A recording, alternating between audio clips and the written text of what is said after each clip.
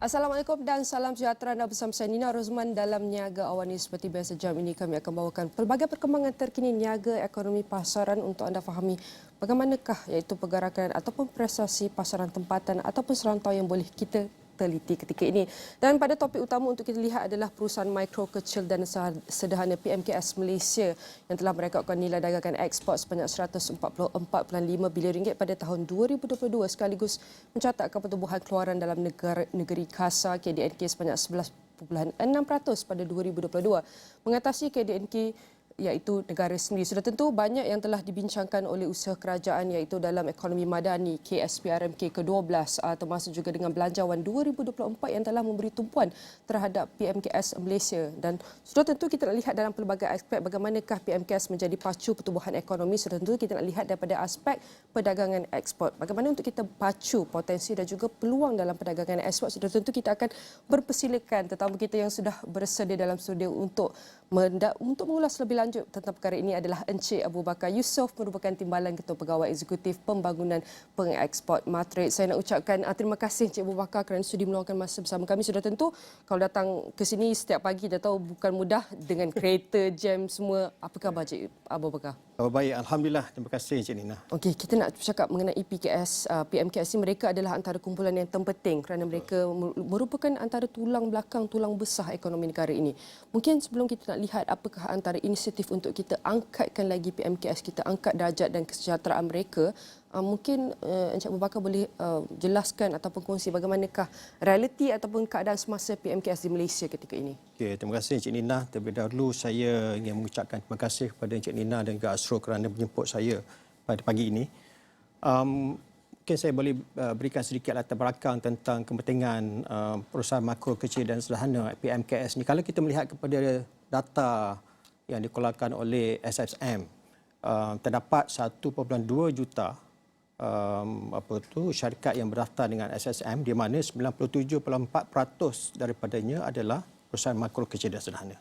Seperti mana yang Cik Nina kongsikan sebentar tadi, pada tahun lepas syarikat PMKS ni telah mengekspor sebanyak 144.5 bilion ringgit, iaitu kalau ikutkan dari segi sumbangan kepada ekspor secara keseluruhan negara pada tahun lepas adalah sebanyak 10.5%.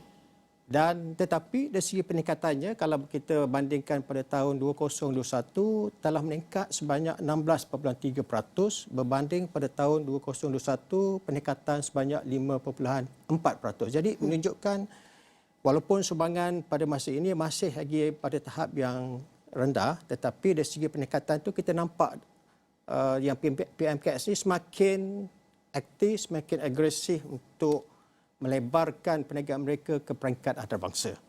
So sebenarnya kalau mengikut realiti semasa PMKS ni, kalau kita lihat, kita sebenarnya terkesan daripada pandemik COVID-19 pada tahun 2020, 2021, dan apabila kerajaan mengumumkan bahawa sempadan Malaysia dibuka pada April tahun lepas, kita dapat lihat dari segi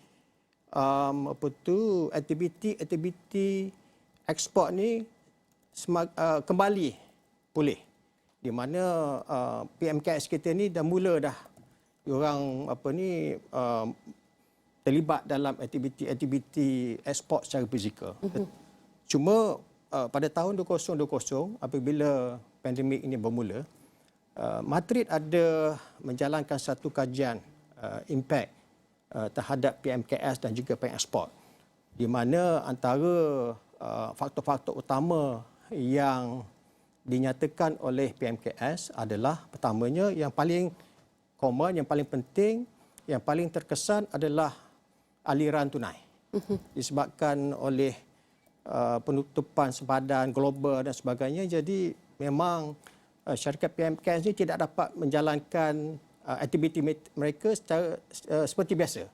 Jadi itu yang menyebabkan aliran tunai PMKS ini terkesan, dan seperti mana yang kita sedia maklum bahawa terdapat PMKS kita yang terpaksa menutup perniagaan, dan ada juga yang orang kata dia diversify dan pelbagaikan perniagaan mereka untuk kembali untuk sustain dia punya perniagaan tersebut. Jadi apa yang Madrid lakukan apabila kita menghadapi suasana pandemik COVID-19 ini, kita beralih arah kepada digital, kepada aktiviti-aktiviti ekspor yang kita laksanakan secara maya.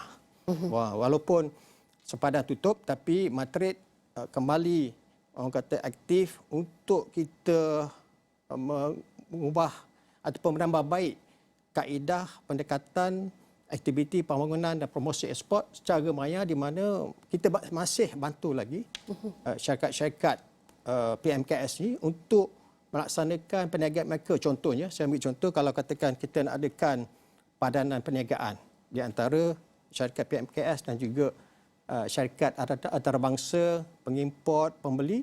Jadi kita akan adakan secara maya atas talian melalui platform Zoom ataupun Microsoft Teams, dan kita akan adakan pencubaan secara maya, dan ianya dibantu oleh pejabat-pejabat perdagangan Madrid di luar negara. Kita ada sekarang ni kita ada 49 pejabat perdagangan Madrid di luar negara, dan pejabat Madrid di luar negara inilah yang membantu ibu pejabat kita Madrid di KL untuk mengenal pasti pengimport dan pembeli yang boleh kita hubungkan dengan syarikat-syarikat PMKS. Jadi mereka masih boleh berbincang secara maya walaupun dengan keadaan penutupan sempadan global.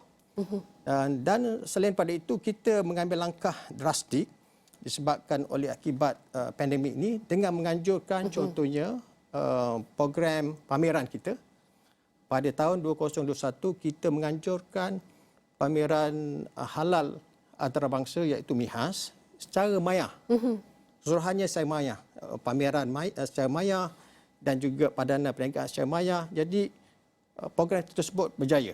Ya, dia berjaya untuk membantu PMKS kita untuk meneruskan kelangsungan aktiviti-aktiviti ekspor ni melalui kaedah maya. Jadi melalui kaedah maya juga melalui program Seti MIHAS yang dianjurkan, kita tahu untuk bergerak ataupun beralih kepada peringkat, kita tak nak berjaya hanya di pasaran tempatan, tapi kita nak berjaya sehingga ke pasaran iaitu antarabangsa. Sudah tentu PMKS ini perlu diberi latihan penyelidikan terhadap penyesuaian produk, penyesuaian perkhidmatan dan pelbagai lagi mengikut piawaan antarabangsa juga.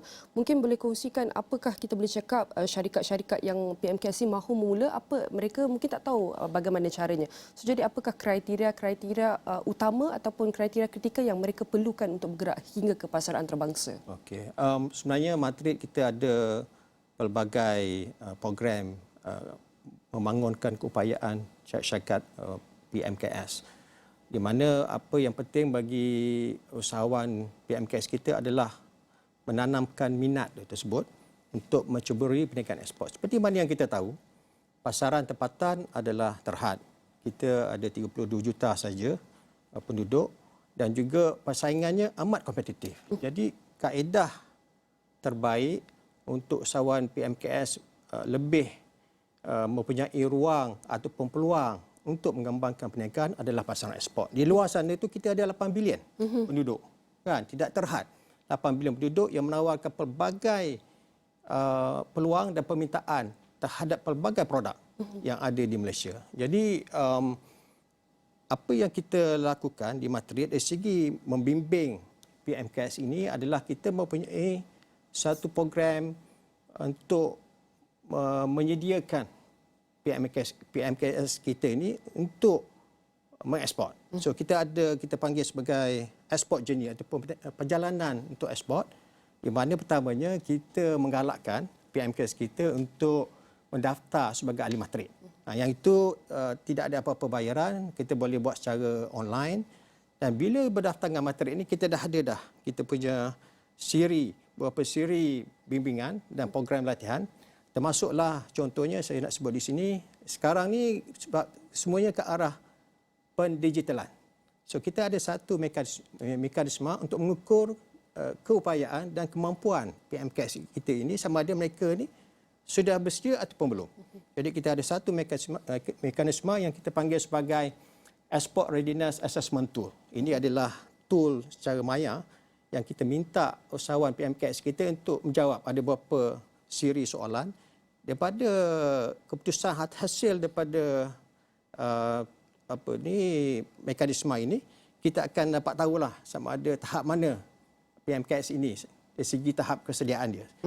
Sama ada dia adalah kemahiran dia, beginner ataupun intermediate ataupun advanced. Jadi berdasarkan kepada keputusan mengikut setiap peringkat kategori kesediaan ini, kita ada siri bimbingan dan juga latihan yang kita akan address ataupun kita akan lihat apakah lagi skill-skill yang perlu dibangunkan oleh PMKS. Contohnya kalau katakan dia agak kurang atau melemah dalam aspek pemasaran, kita akan bantu macam mana untuk usahawan PMKS ini dia boleh menaikkan ataupun memperkukuhkan kemahiran pemasaran untuk memasarkan produk dan perkhidmatan mereka ke luar negara. Jadi itu adalah antara langkah-langkah yang diambil oleh Matrik untuk membimbing PMKS. Tapi kita banyak lagi program-program latihan yang menjurus kepada membangunkan keupayaan PMKS kita untuk ke pasaran ekspor, pasaran antarabangsa. Ya.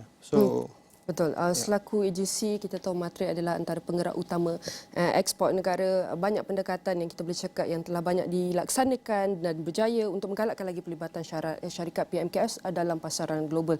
Mungkin Encik Abu Bakar boleh kongsikan sedikit pesanan ataupun harapan kepada PMKS di luar sana yang mungkin mahu baru mencuba untuk keluar daripada pasaran tempatan dan pergi ke peringkat antarabangsa. Apakah harapan untuk mereka? Ya. Kita sering bila kita bekerjasama dengan, contohnya saya nak kongsikan di sini, kita bekerjasama dengan pelbagai pihak dalam ekosistem ekspor, ekosistem perdagangan, antaranya kerjasama Matrik dengan kerajaan negeri. Ya, kita ada satu program yang kita panggil sebagai Hari Ekspor di peringkat negeri, di mana kita akan outreach ataupun berhubung dengan syarikat-syarikat PMKS bagi kita menanamkan kesedaran dan minat PMKS ini untuk melebarkan atau mengembangkan produk mereka ke luar negara. Sebab usahawan PMKS ini dia dah ada produk dia. Dia dah ada perkhidmatan dia. Mungkin buat masa ini dia masih memfokuskan kepada pasaran tempatan, pasaran domestik, tetapi setiap produk dan perkhidmatan yang dihasilkan oleh PMKS ini berpotensi sebenarnya untuk dikembangkan ke pasaran luar negara. Cuma mungkin satu dari segi minat, dia kena ada minat untuk mengekspor. Dan keduanya dia kena committed, ya, bersanggup untuk melalui perjalanan ekspor di mana mungkin dia kena menambah baik aspek-aspek tertentu berkenaan dengan produk dan perkhidmatan mereka. Kalau produk mungkin dia kena tambah baik dari segi pembungkusan, dari segi penglabelan dan sebagainya. Jadi itu adalah untuk kita memenuhi keperluan pasaran antarabangsa. Yang ini Matrik sebenarnya mengambil langkah-langkah yang sewajarnya, yang kita juga bekerjasama dengan pelbagai rakan-rakan strategik yang boleh membantu PMKS kita ke arah orang kata memperlengkapkan persediaan untuk ke luar negara. Contohnya Matrik ada bekerjasama dengan, tak kira lah sama ada rakan strategik tersebut yang tempatan ataupun di luar negara. Kita ada kerjasama dengan pihak Google. Sebab pihak Google dia mempunyai platform digital untuk membantu PMKS untuk bagaimana untuk mendapatkan maklumat yang sesuai untuk keluar negara. Kita ada bekerjasama dengan DHL. DHL juga adalah satu organisasi yang menekankan kepada aspek logistik. Bagaimana usahawan PMKS kita boleh memahami tentang proses untuk mengekspor produk mereka secara e-dagang rentas padan melalui kemudahan-kemudahan yang ditawarkan oleh DHL. Kita ada kerjasama dengan SME Bank. Kita ada kerjasama, ya, banyak pelbagai agensi.